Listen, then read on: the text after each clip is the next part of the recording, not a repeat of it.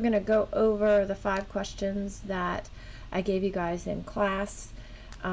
So this is a standard linear equation. These are all called linear equations. In this one, you have the x over here, and notice that there's 2 operations being done to the x. We want to undo those operations in order to get x by itself. So the way that you undo subtraction is with addition, and the way that you undo multiplication is with division. Remember that if you have a number next to a variable, that means multiplication. So we always undo the subtraction or addition first. So we're going to do that first. So to undo a -5, I'm going to add 5. So I'm going to add 5 to both sides.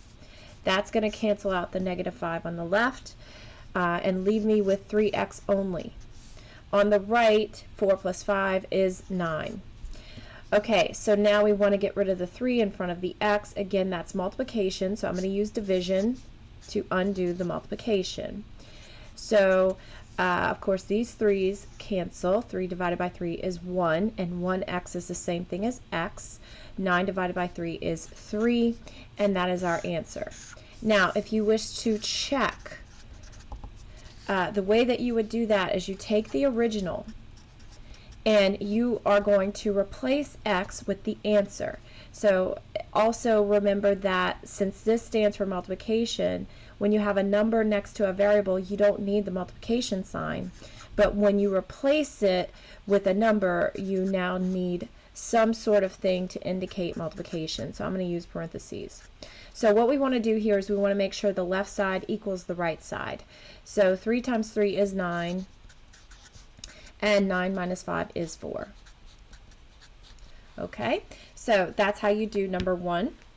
So for number 2, notice we have x's on both sides of the equals. So the goal is always to get x by itself.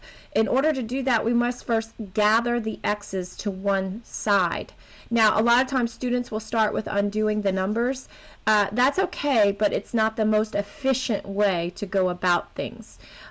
So what we're going to do here is we're going to subtract 2x from both sides.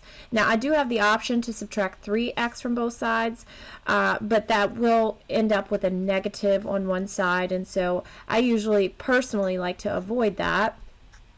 So here's what we're going to do. We're going to subtract 2x from itself, and so it cancels on the right, and we subtract 2x from the left, so now we have x minus 12 equals 8. Now, remember that the reason why we're subtracting it from both sides is we have to keep things equal. If we only do something to one side and not the other, then the equation is no longer going to be true. So in order to keep everything true so that in the end we get the true solution of x, we have to do whatever we do to the left, we do to the right. Okay, so over here we have a minus 12. In order to undo the minus 12, I'm going to add 12. Okay, so that will cancel on the left, and we get 20 on the right. Now, if you found that that last equation was pretty easy for you to handle and you understand those principles and how they work, you may want to now use a more efficient way of solving this equation. So what I like to do is, if you notice in the last one, we subtracted 2x from both sides. So basically what's going to happen is that if I'm subtracting 2x from itself, it's canceling here, and I'm going to subtract it from the 3x.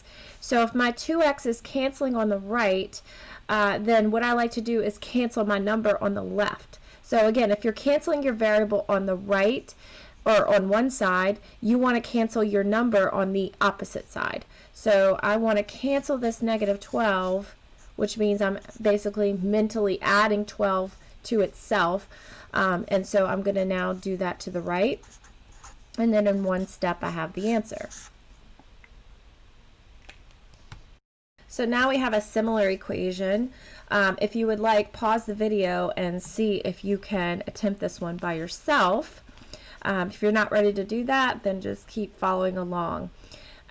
So again, in this question, I have the choice. I have t's on both sides.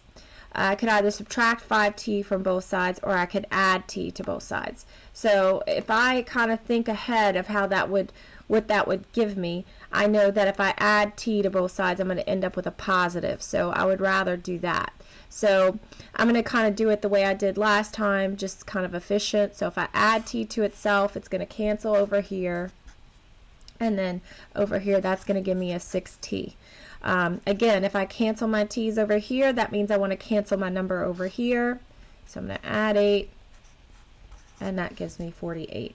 Now, unlike the last one, we still have that additional step where we have a number in front of the variable that we want to get rid of. And again, we do that through division.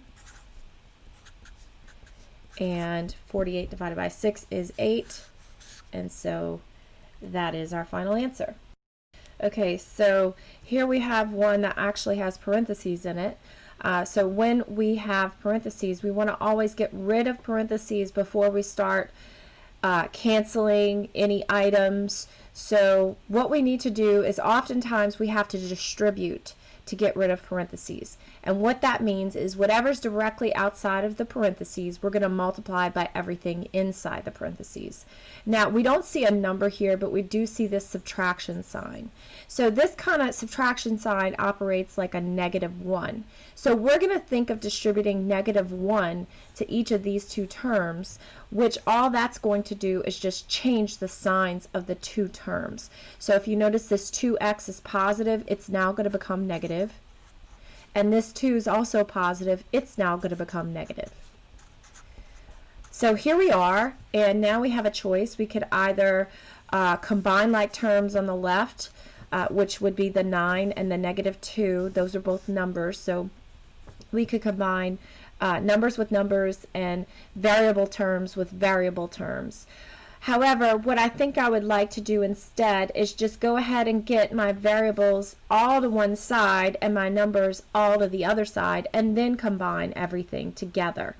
So again, thinking ahead, if I subtract 5x from a -2x, I'm going to end up with -7x. So to avoid having a negative in front of the variable, it's not a big deal, but most students don't like that.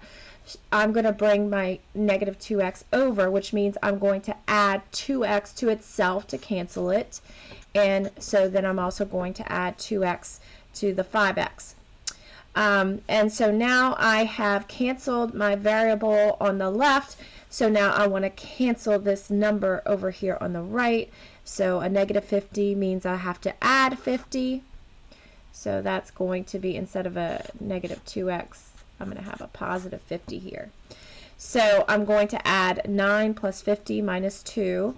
So 59 minus 2 is 57. And over here on the right, I'm going to get a 7x. And then I'm going to divide both sides by 7. And 57 divided by 7 is going to be my answer. Now in algebra, it's perfectly acceptable to leave things as an improper fraction.